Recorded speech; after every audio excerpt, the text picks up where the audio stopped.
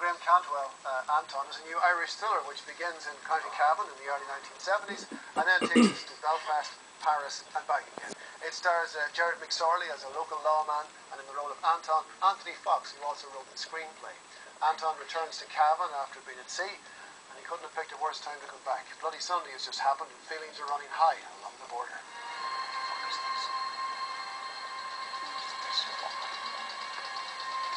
Kill the engine.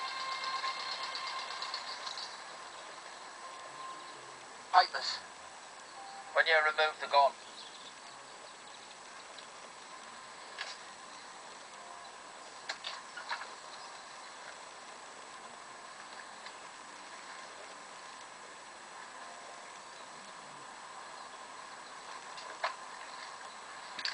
Get out and open the boot. Are you deaf? Talking to Grandad here. I can hear ya. Yep.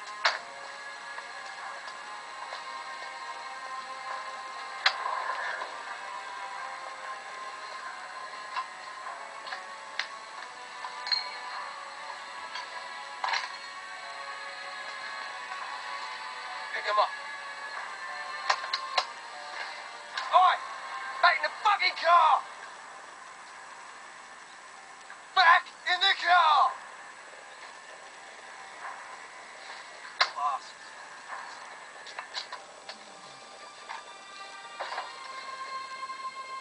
Rachel, if there's a film pitch which I would imagine would be very hard one to sell, is one that says it begins in Cavan in the 1970s. You know, I mean, yeah, I'd say that's not the easiest of sells. And you know, it does conjure up that period, and you know, not that I know because I wasn't. Well, it's very monochrome almost, isn't it? Yeah, and like it's kind of all shot in very muted kind of shades, and you know, yeah, and some of the cinematography is very interesting. You know, it does summon up a kind of an atmosphere. I would say that about it. It's produced by, co-written by, and starring a chap called Anthony Fox, and so you do get the sense in which it's a kind of it's a monologue. It's an on-screen monologue with a supporting cast, really, rather than an ensemble piece of filmmaking, and it does suffer because of that.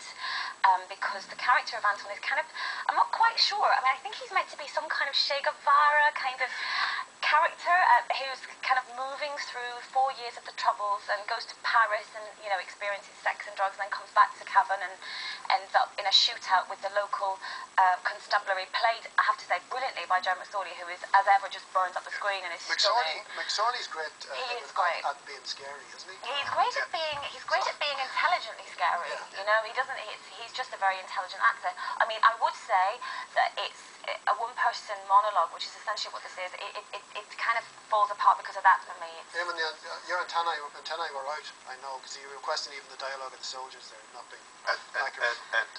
I'm sorry you mentioned Gerard McSorley, because I was going to do that, because it is the one thing that is possible to mention sort of in terms other than Scabbard's dismissal. I mean, this is a dreadful mess altogether. The characterization makes no sense. I wasn't at all clear what was going on, sort of the narrative arc, so to speak. I mean, there's totally confused. It's not clear what time we're in, sort of at times sort of seems to jump forward 2 years without any indication on screen. You have to realize, oh, she's pregnant now, that woman that he got off with. Yes, it's very confusing. He's now with her, they appear to be married, and she's heavily pregnant, so a couple of years must have passed. This guy drifts into the IRA, but he doesn't... Never mentioned. But it's never mentioned. It's just the organisation. But I mean, but it's supposed to be the IRA. It seems to be a one-man show. It seems to be a one-man show, just run by one person, and he becomes a member of it, and presumably is willing to kill and die for it, but yet he never seems to understand the command structure of it, or the requirements of membership, which we seem to be pretty basic about. You know, one of the things, the wonderful line when somebody comes along to him and says, "Sorry, you turn up tonight, it's an order, and bring the bomb." I mean, that was one of the better ones. I think we're doing a bit of service, you know, John, by including it on the programme, because I suspect that most, if not all, of the people associated with this enterprise would rather forget the experience and would rather than nobody else was aware of it. It's absolutely dreadful. Peter, any redeeming characteristic. Peter, that's as bad a review as we've ever had for anything, and in particular for anything Irish, where people tend to soft pedal a bit because they know people in it, for instance, you know? That's true, yeah. I don't necessarily think that sort of form of self-censorship does anybody any good in the long run. It's Is it that far off the mark? It is Is the film that far? Is film that far off the mark? Well, the funny thing is the film doesn't know what kind of film it wants to be. Actually, I think you think it starts off as though it's a political drama, but it has no sense of political coherency. It has no sense of drama either. The only motivation factor I could see to it was the sense that you have this Anton, this unextraordinary figure, I mean, in serious need of a charisma transfusion, who's looking basically to be a hero. And they put him in sort of a patchwork of hero narratives. It seems taken from every other movie that we've ever seen. Absolutely. And none of it makes sense. It's just this juddering sense of, here he is in sort of the Shawshank Redemption. Here he is in One Flew Over the Cuckoo's Nest. Here he is in Here Moulin he is in Rouge. Reservoir Dogs. In Moulin Rouge. In the Name of the Father.